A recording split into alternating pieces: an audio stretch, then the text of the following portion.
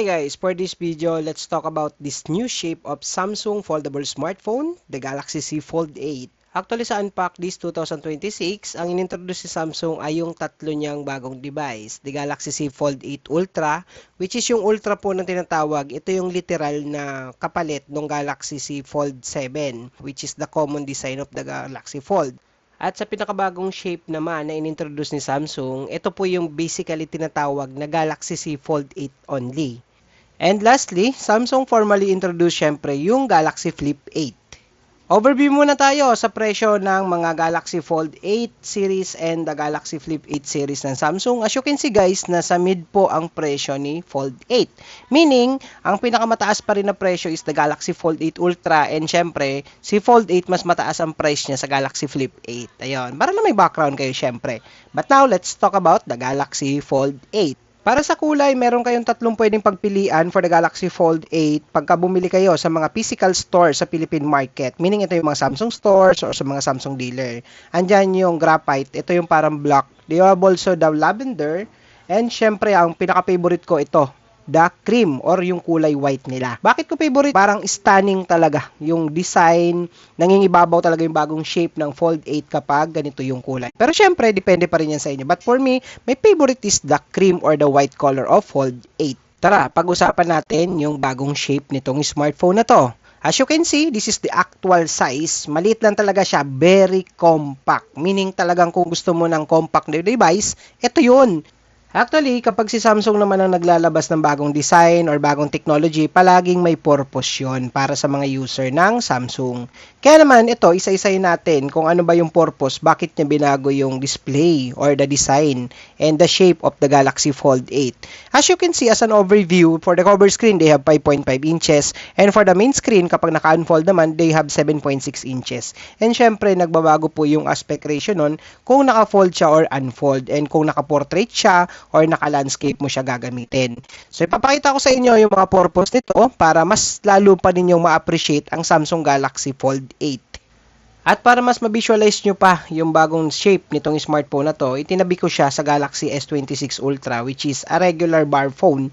As you can see, kitang-kita talaga yung innovation ni Samsung sa bagong shape ng smartphone na to. Now, let's talk about the cover screen. 'Di ba? Sobrang lupit ni Samsung sa part na to kasi inoptimize niya talaga kung saan laging ginagamit yung smartphone ng mga user. Kagaya nowadays, 'di ba? More on TikTok, Facebook Reels and YouTube Shorts na yung mga user. Kaya malaking advantage yung 5.5 inches dynamic AMOLED 2 times cover screen kasi mas vibrant and mas true to life na talaga yung colors. And syempre, mas malinaw na rin yung display nito kahit na cover screen pa lang yan, kitang-kita mo na yan kahit na outdoor mo pagamitin. And the aspect ratio, mas inoptimize na niya para sa mga ganitong klaseng content, sa mga shorts and reels. At ang malupit doon, dahil naka 120Hz refresh rate na to, sobrang smooth ng scrolling and swiping. Kaya alam mo yun, mas satisfying manood ng mga ganitong klaseng videos. Ang pinakamaganda, hindi mo na kailangan pang i-unfold yung device para lang ma-enjoy yung content. And at the same time, mas mabilis, mas convenient, and less hassle na for everyday use yung mga ganitong klaseng smartphone. At hindi lang yon, pwede mo na rin gamitin as a preview yung pinaka-cover screen niya kapag nagtitake ka ng photo using the rear camera like this. Tingnan nyo, di ba? Kaya yung kinukuhanan mo using the rear camera, kapag naka-unfold ka, using the cover screen, nakikita na kaagad niya kung paano siya magre-ready and magiging output nung photo. And if you unfold the Samsung Galaxy Fold 8, you can enjoy the 7.6 inches display and naka-dynamic AMOLED 2 times din ito. Kaya talagang buhay na buhay yung kulay. And at the same time, kahit na malaki yung screen, since maganda yung quality ng display na ginamit ni Samsung dito, hindi siya mabilis malobat. And at the same time, kung gagamitin mo to pang view ng mga movies, pang watch ng mga series, something like that, maganda kasi yung aspect ratio nito magdidepende sa kung ano yung paggagamitan mo sa malaking screen. Kung movies ba, or kung multitasking ba, or even kung more on reading ka, something like that ng mga articles, perfecto kasi talagang optimize yung laki ng screen nitong Galaxy Fold 8 kapag naka-unfold. At hindi lang yon, supported pa rin yung screen nito sa main ng 120Hz refresh rate para kahit na alam mo yon, all throughout the day ka pa rin mag-scroll, talagang maganda. And at the same time, less yung delay sa screen kahit na malaki, di ba?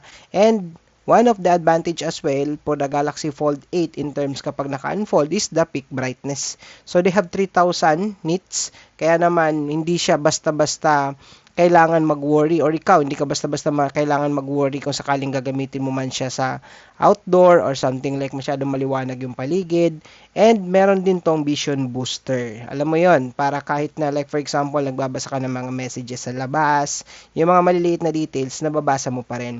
And also, they have the technology na kung tawagin is the anti-reflective display para bawas silaw at reflections. Kaya alam mo yun, mas comfortable gamitin kahit na under direct sunlight o maliwanag yung paligid mo. Also, Samsung delivers that this is the lightest Galaxy Fold daw nila na inirelease sa market with a 201 grams only. So, ganun lang siya kagaan. Kaya talagang nothing to worry ka kahit na madalas mong gamitin siya. Halimbawa, buong araw mong hawak yung phone, maganda siyang hawakan kasi hindi nga siya bulky, hindi rin siya mabigat, no? Kaya talagang perfecto, especially kapag ayaw nyo ng mga bulky na phone, ayaw nyo ng mga mabibigat na phone. So, ito yung solusyon, the Samsung Galaxy Fold 8. And also, nothing to worry kasi mas confident ka nang gamitin to araw-araw talaga dahil may mga bagong technology si Samsung na in-introduce like the titanium alloy film at titanium plate. Ito yung technology na nagbibigay added support sa main screen kaya mas protected na yung display habang ginagamit mo siya all throughout the day.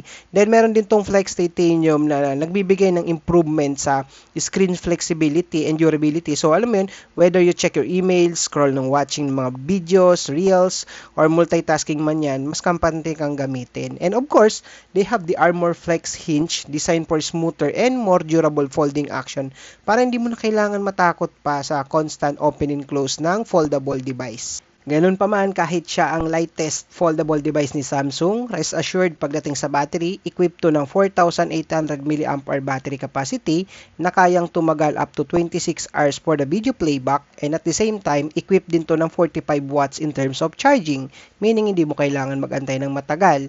And in just 30 minutes of charging from zero, 63% na po kaagad yung laman niya.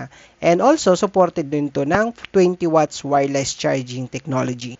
Let's talk about naman ngayon sa camera ni Galaxy Fold 8. Unay na natin syempre yung sa cover screen. So, they have 10 megapixel. So, perfect na to para makapag-take ka ng mga magagandang selfie or pang video call, something like that. Ayan. So, they have 10 megapixel para sa kanyang cover screen.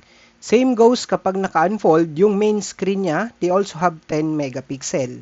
And for the rear camera naman, as you can see, Samsung keeps the premium iconic design ng kanyang camera sa likod. So, ang maganda dito, talagang napaka-elegant and talagang nangingibabaw yung premiumness nung design ng camera. At hindi lang to puro design kasi equip po yung ganito kagandang design ng camera, equip ng mataas na resolution, both ultra-wide and main camera. So, both po yan equipped with 50 megapixel, meaning you can now enjoy the high resolution on different mode ng camera sa rear ni Galaxy Fold 8. Pagdating naman sa performance, talagang powerhouse ang Galaxy Z Fold 8.